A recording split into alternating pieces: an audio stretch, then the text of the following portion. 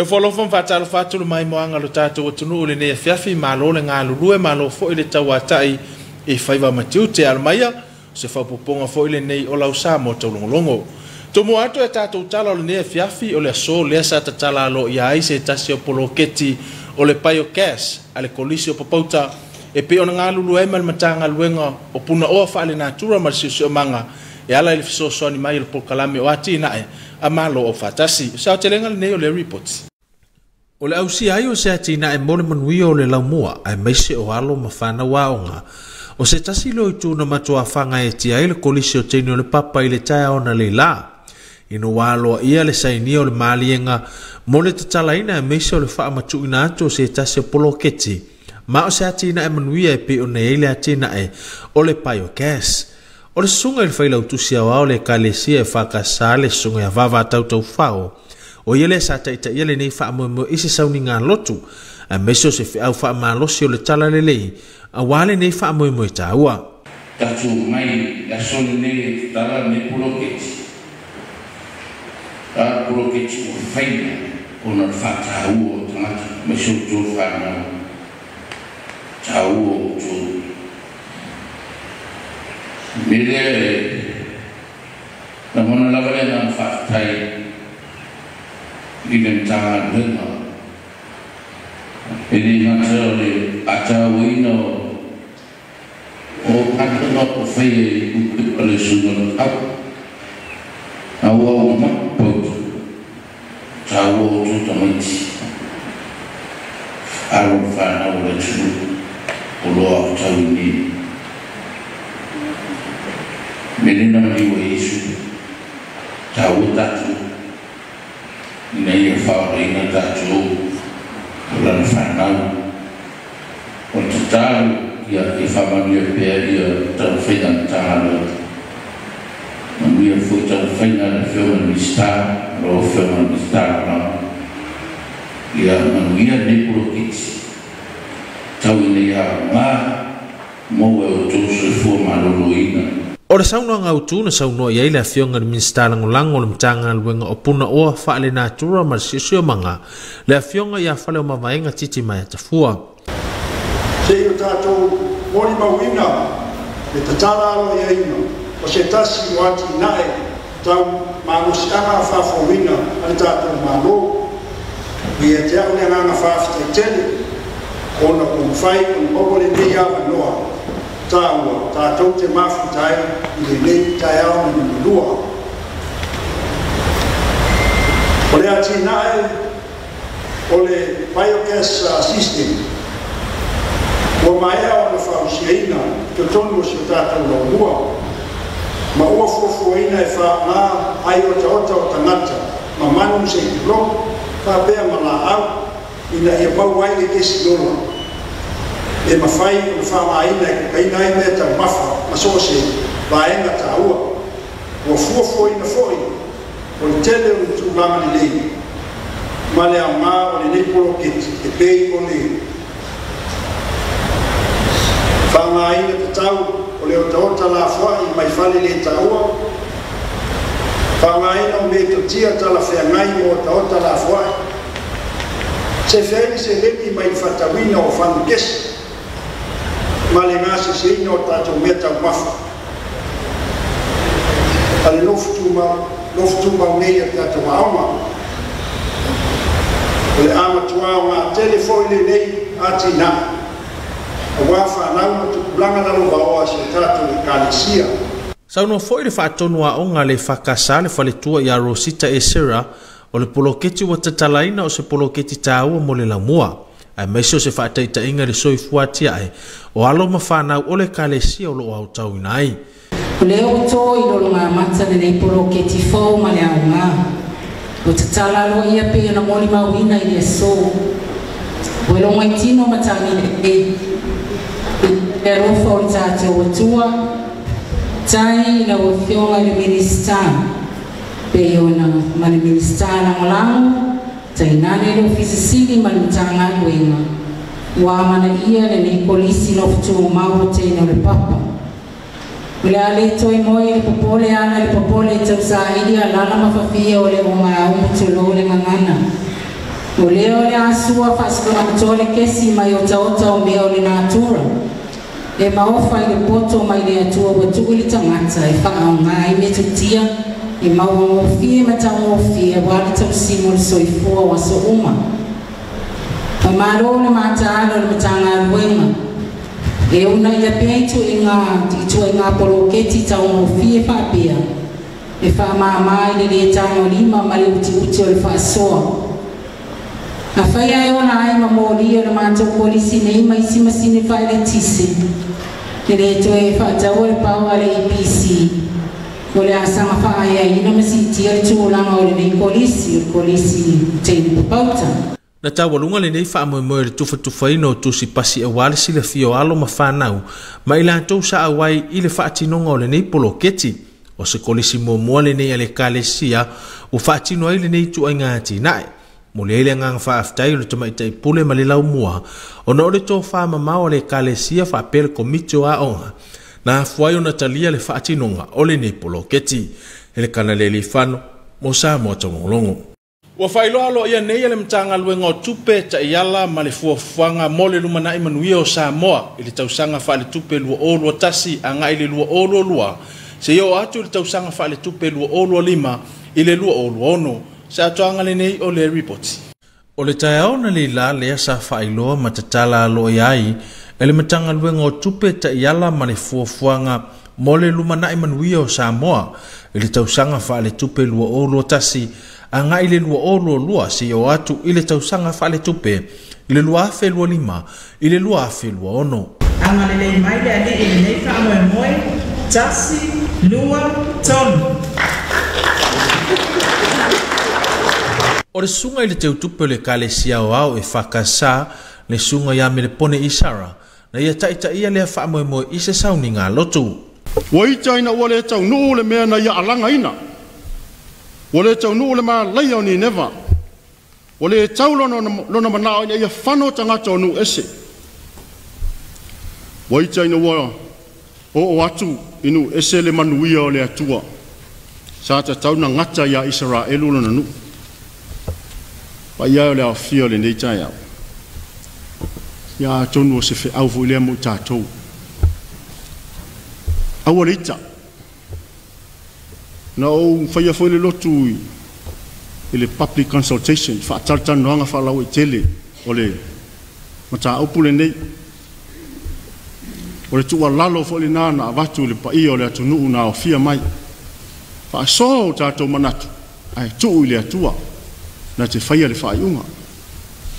Lea foi lau tātou o mai, lea o le au tau sila. Iau tau fina ngalo na whaasoa mai.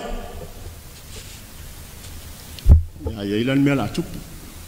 A o tau whaitau atu nei ele o iai mea na o tau whautua ina ile ofisa. Ia o le a o tau whaita. A o tau sirisila atu o iai ni mea o sui ele ofisa.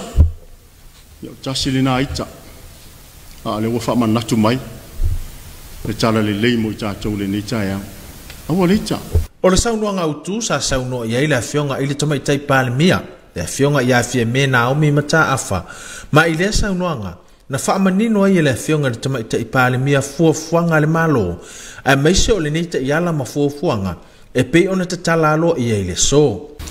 O lo o whaailoa manino ai ta i ala ma fuafuanga o lo ave i ai le whaamuamua.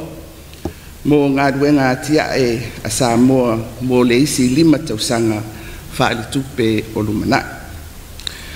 O le sini au tu o le neita i ala, ia whaanga wa aina ala la whanga, wha mausali le loto i whale, ma wha maite le wha tupula ia o le tamau aina.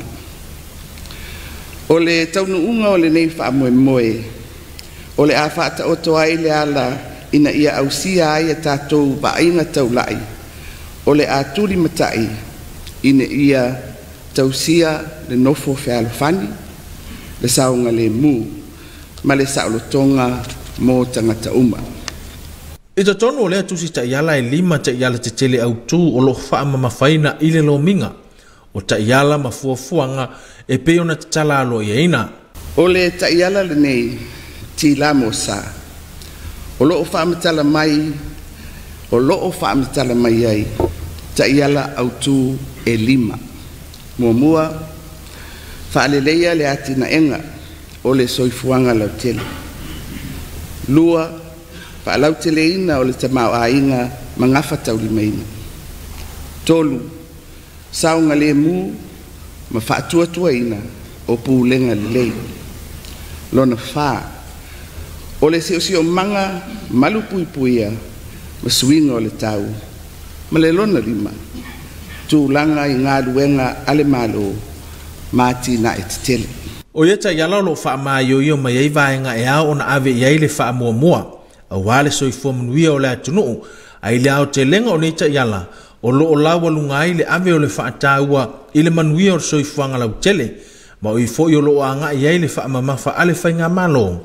e pe ona ta oto i tai ala o le tausanga fa ale tupe mo le isi 5 tausanga e te tau lava ona ausia e le kana le lifano mo Samoa Taulogologo. Inisi o tātou tala o le ofoina o le fesoasoani mo le mamalu lau tele o le atunuu e le gafatia ona totogi auaunaga faale tulafono o se tasi lo poloketi sa faailoalo ia i le so e pe ona taulamua ai le asosi o faafafine a Samoa e tauala mai le fesoasoani a le malo kanata o se atoaga lenei o lenei ripoti.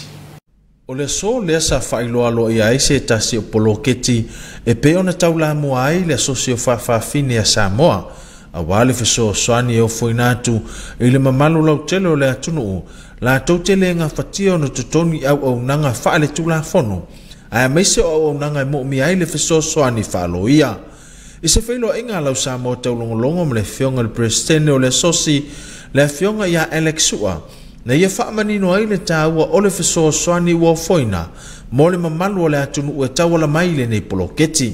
O le poloketi nei, o le whaatupeina po o le taumwhailea e fesoasoani i le whaawa wina o ngā luenga fo i lea e mana o mia ai anga ia le fesoasoani po o whautuanga whaatula fono.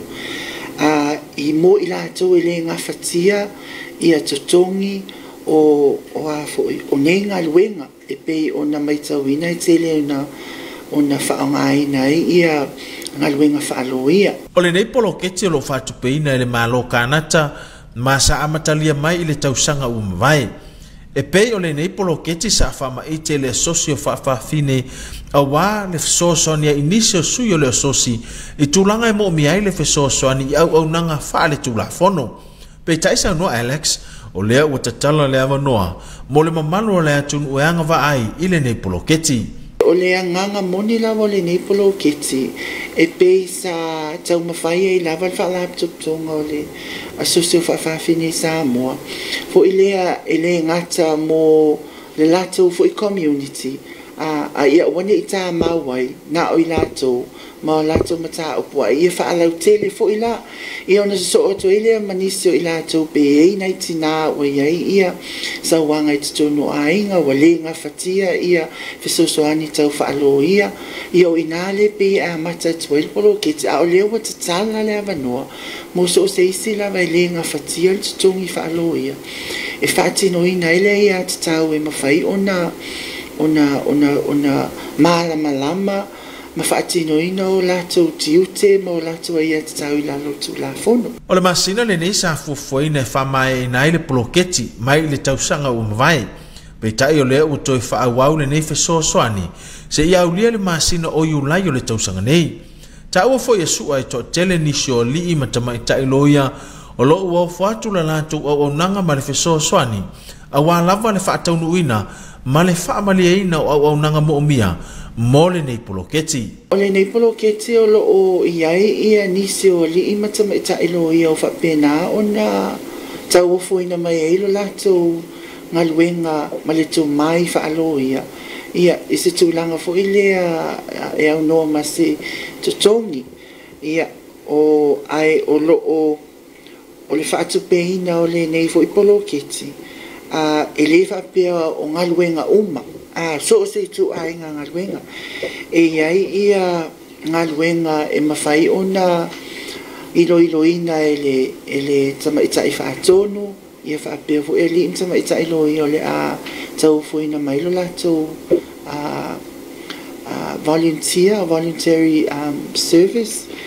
Ia e mawhai e ona o lato tau aveina ngā luenga nei.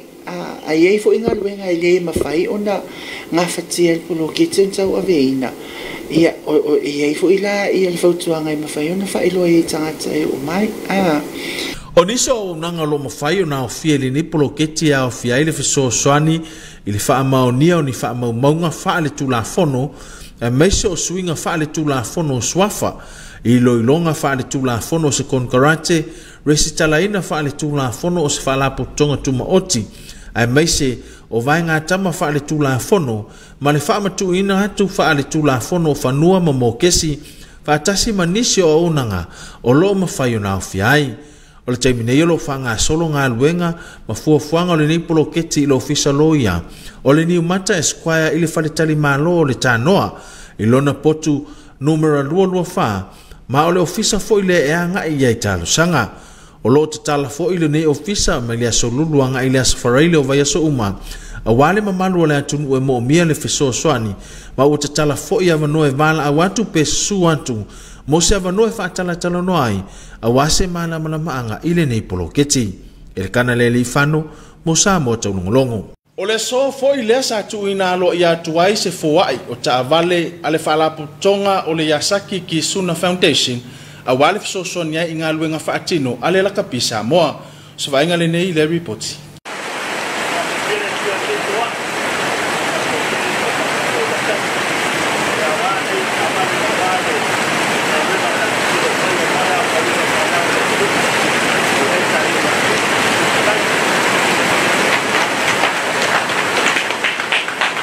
O se vainga le nai le o tino le lipine i le taeaona le la. E alo i aile o foina antu o le foa i taavale. E pe onanga le le le whaalapo tonga o le Yasaki ki Suna Foundation. A wata mo whainga ale la kapi Samoa. Mo le atina ina o le fo i taalonga i le atunu. O langono o le fia meise o le loto whaafetai. O le anga le ma le lo fatula i o nei whaalapo tonga. A wati na e le atunu u e tawala mai i tau mo whainga ale la kapi Samoa. O le nei whaalapo tonga o lo resitalaina i Japani ma o lo ua telefo ina fisoa soani mai. I nisi o talo sanga e tu ina atu o watu langa e mo o mia ile fisoa soani isi o tato watunu. O le fionga i afuni fe ai Oliver va ai sa fai masui o le whaalapo tonga e tau au ina atu le nei fua i le fionga le prestene ma le ofisa o le lakapi Samoa. I lo pulou au o le paputua o le paputonga ni o le Yasaki ki Suna Foundation. La whaavai ina lua ke suban. Ma o inoa pena ese e Yasaki Samoa mai Samoa lua ke supitu. O nei whaopitonga lo le starina i Japani. Ma e au titilo o mai tal o antal sanga e batile i kampania le starina i Samoa. Te tonu le nei aso e te tonu nai wa iei whawaiponga ali Yasaki Suna papere la kapi Samoa o la tufa madeina kia nei ala tua po tayala. O la fionga le prestene o le lakapi Samoa le fionga ya namu lau ulu samiliota sa fai masui o le lakapi Samoa e whaafetai le fisoa soani ma le foai wanga le iei le nei whaala putonga e pe ona tau aoina i le so. O pumasane le atunu e wa wha malo wa malie o wa malie malo wa malie ale wha tontonu ngā tama wa inu malie le papa i ngana i lo foai ono lo manatu ia Samoa manana la kapi ono lo manatu i whanau wa Samoa ia o tukutu wai whanau lalo vawa Samoa wa pena ona foai ia i rea tua le talengi o lau foai i le so wa wha malo si ai foi lea vaenga ma le neisi foai ma le neisi eleni o foi na le so o le anga isa o lama e Tato Academy. E se mai i tawa le fau o fo ina e iei fo i maletino i tupe tusa ma le se lau wafe tala e fo ina mai e le whaalapo tonga i le tausanga a wata mawhainga ale la kapi Samoa ma iei le fuafuanga e tolu tausanga o le awhaanga solo aile nei whainga paanga. O le tau atoa o le fuai e tusa ma le 5 se lau wafe tala e ao fiai ta avale o fo ina ma le fuai e se lau wafe tala i le tausanga mo le tolu tausanga. e manatu le whaalapotonga ale ia saki ki suna o le lakapio se taalonga o loo numero tasi I Samoa. Ma o le nau tainga fo I leo le whaalapotonga ia le lei o na ati nae mo le manuia I le lumanai.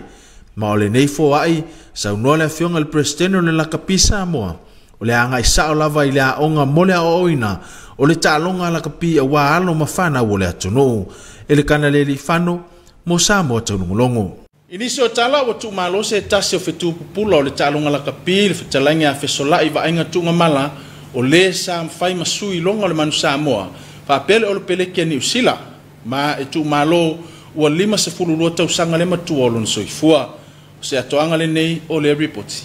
Ila so lua suma fa Februari lua fe lua suma lua sa fa pe ona fa ilo mai ai le bali o se tasi tota sa ua la tunu le susunga ya fesola iba ai gatu inga malam o se tasi o toa ua lunona ta ua ma ua lau sila fia umai le lona piana ta le ni mana nga ba ala widoa ua tuma ti ei fo isambo I le lulangi ona o lea toa sa tau aveina le ngo o sio tata watunu I ta alonga whawa malo te tele ina ta lengi lulakapi na soifua mai o ia I tona sio tata watunu I la fio anga o fale asi Ila so fao se tema I ta siva o no iwa o se ta sio toa tau ta ua lalangi I ta alonga e peo lana ta leni I lakapi o le susunga ia fesola I tu inga mala ua 5 ma le lua nei le matuoro na se tala whama moilo so I ainga no ai mai siu pa anga mawini lakapi sa awa ia I le susunga ia tu inga mala o ia se polo fesa I lakapi uni maleliki sa fai foi o ia masui o Samoa I New Zealand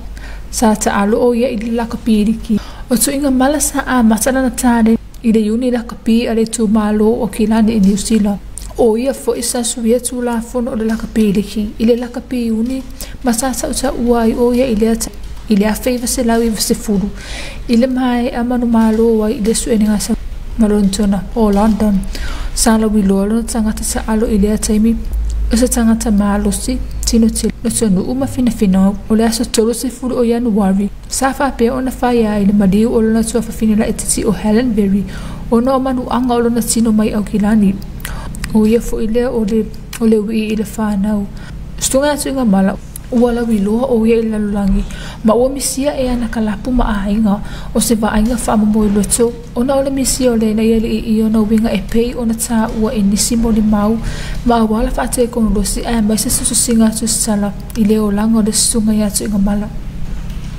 tapchairo ki tiona o le Samoa taurungu La fesin tātou malolonga mo tātou whasalalonga wha pisinisi ato taliu mai moa mwhaafonga I le ngangana wha Britannia.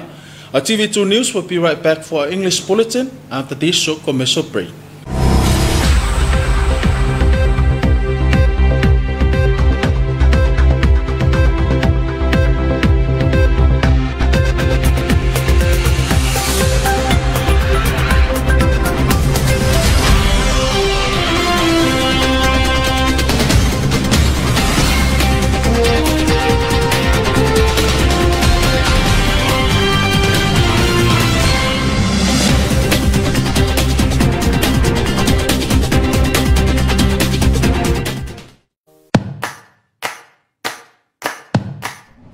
Fautuanga mai le matanga luenga o le seifua maloloina. Te ala ngona le popole le taimi le Komiti Faamisionare. Ia e alofa ia te oe matau si lelo seifua maloloina. Ia paso o tae tangata o lau ainga ma whaaso ai o langona. A whai wa iei ni saa le nofo vāwara lata. Ia whao ngā telefoni po le interneti e paso o tae ai. Tau si lelo tino, ia lava lau malolo. Tau mawhai mea ai seifua maloloina. Whaangai oi lau tino. Ma ia whaititira tau mawhaawa malosi.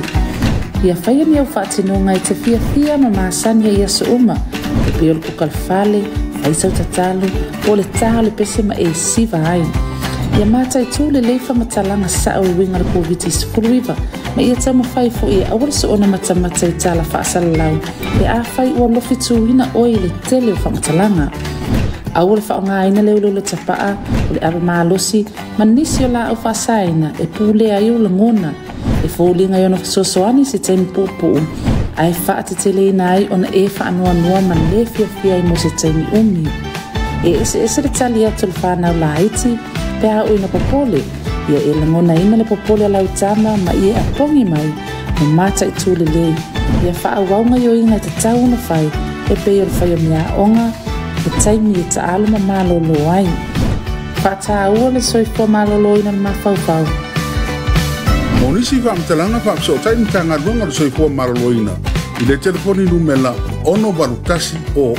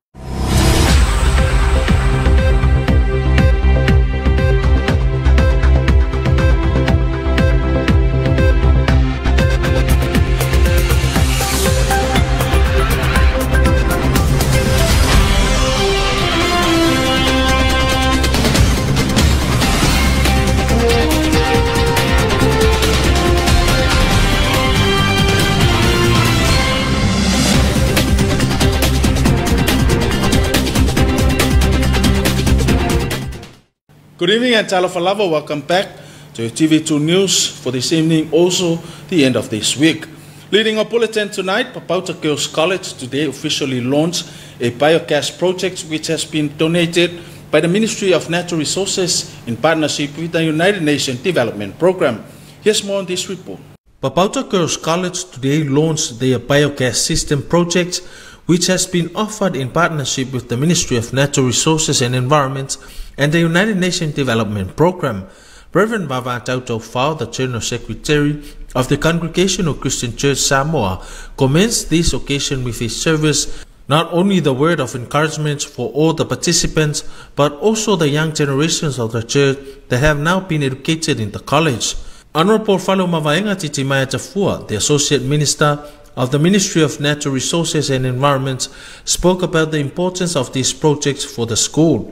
Biogas systems rely on the natural interaction between microorganisms and organic waste, such as manure, sewage, agricultural byproducts, and discarded food, to produce a clean and energy-efficient burnable gas. The gas is distributed through a network of pipe and is used for cooking and heating. The Director of Education, Rosita Esera, mentioned the importance of these projects for the school. She also thanks the good work done by the ministry which enabled Papauta to have this project. Elikana Lelifano for TV2 News. The Ministry of Finance has officially launched the National Plan for Samoa's financial year 2021 to 2022 until the financial year of 2025 to 2026. Here's more on this report.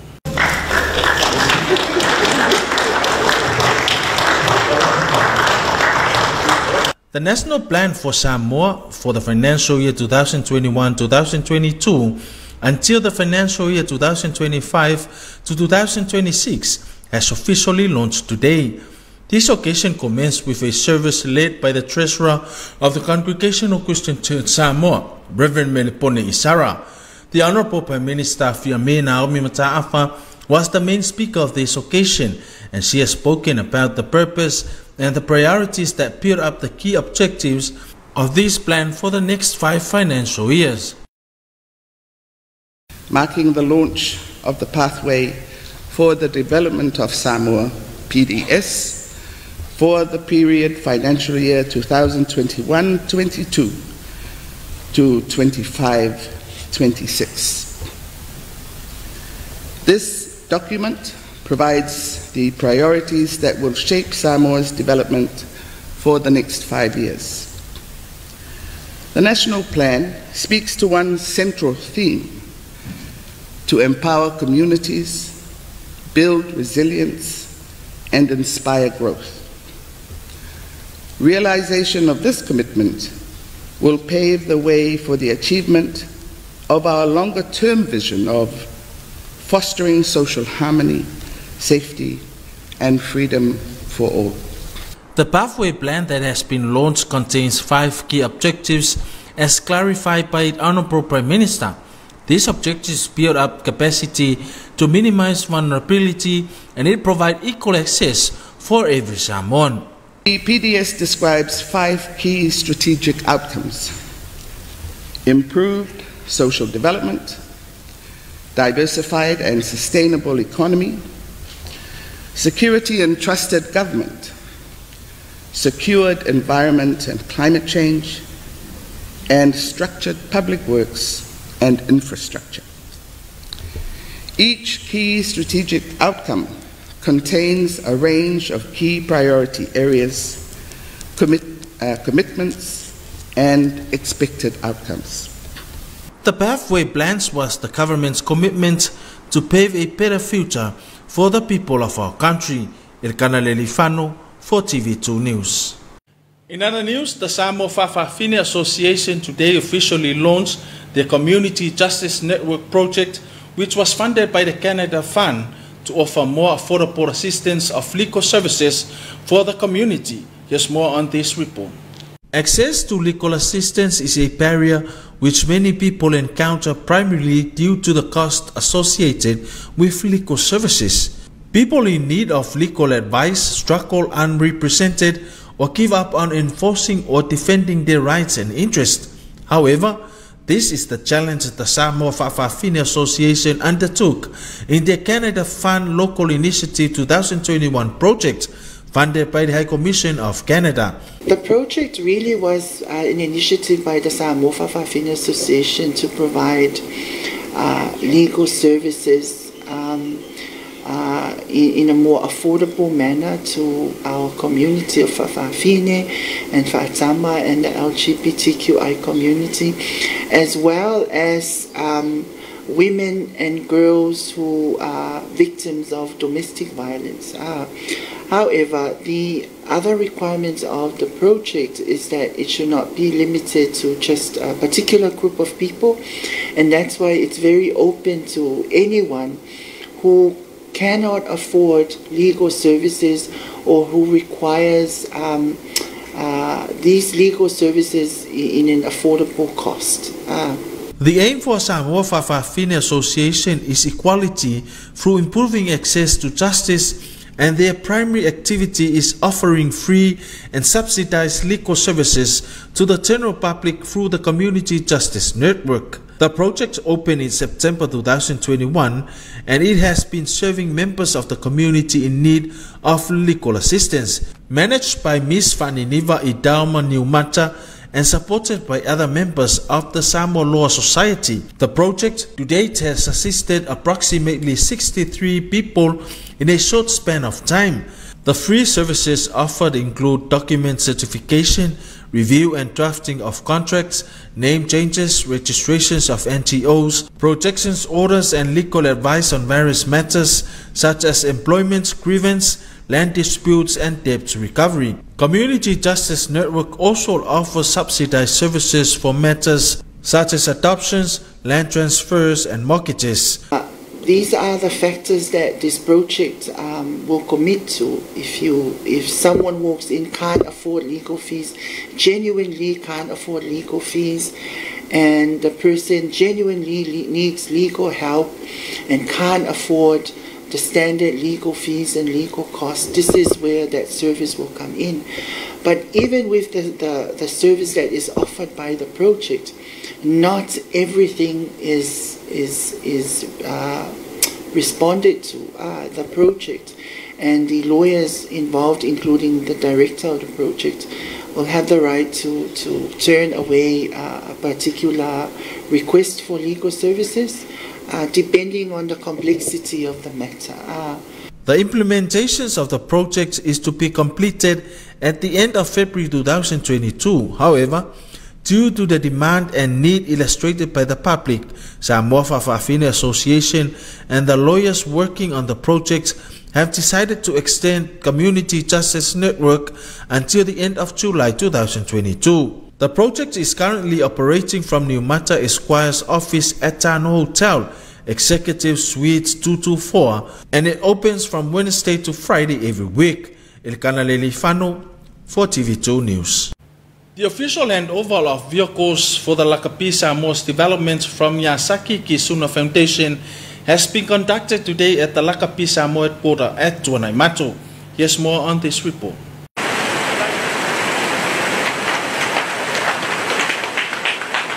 That was the scene of the official handover of the new vehicles which has been donated by the Yasaki Kisuna Foundation for Lakapi Samoa to assist the rugby sports development for the young Samoans. The Yasaki Kisuna Foundation is a non-profit general incorporated foundation that exists under the law of Japan and was established by Yasaki Corporation in 2018. Funufe'ai Oliver Va'ai, a representative of Yasaki Foundation, stated that the purpose of these grants is to help out in other rugby developments assigned by the Lakapi Samoa for the young generation of our nation. He also said the handover today was a milestone of a new leaf of partnership between the Yasaki Kisuna Foundation and the Lakapi Samoa. The president of the Lakapi Samoa, Namulau Ulu Samileota, spoke on behalf of the chairman and the board to express their sincere thanks for this important donation which has been offered for Lakapi Samoa.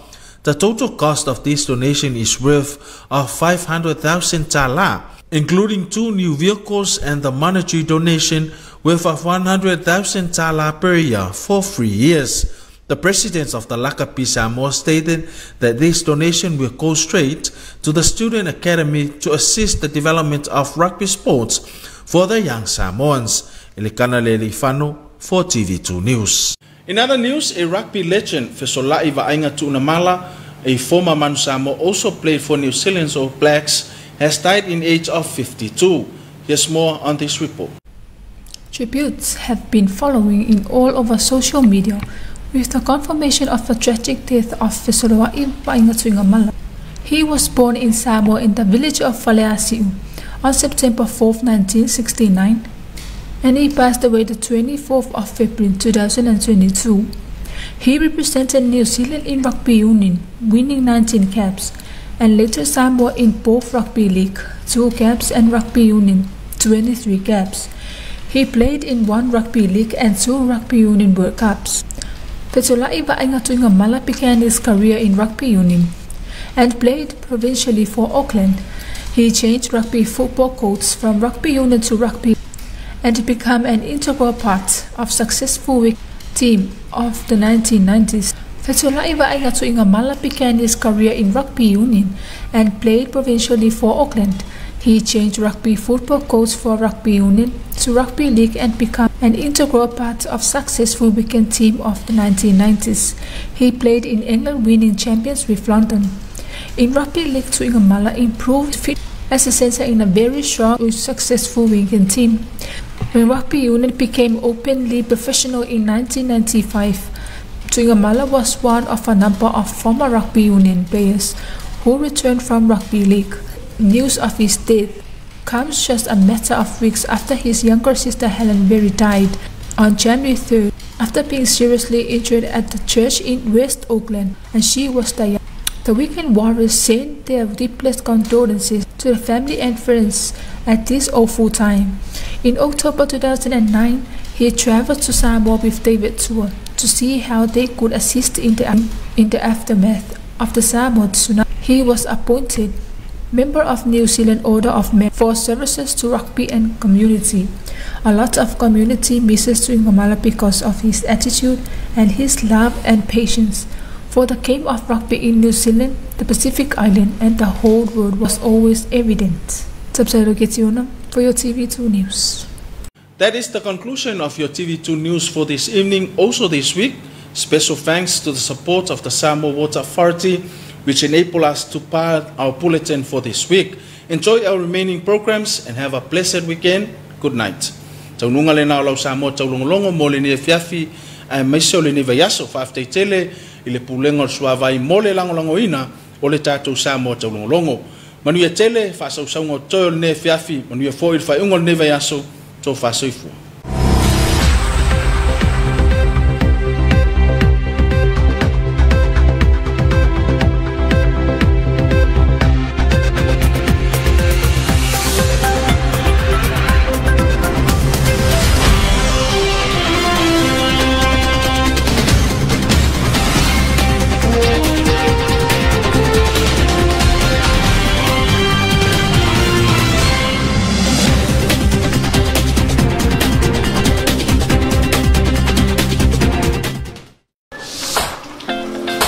I am a customer. I am a customer of Samoa Water Authority. Of Samoa Water Authority.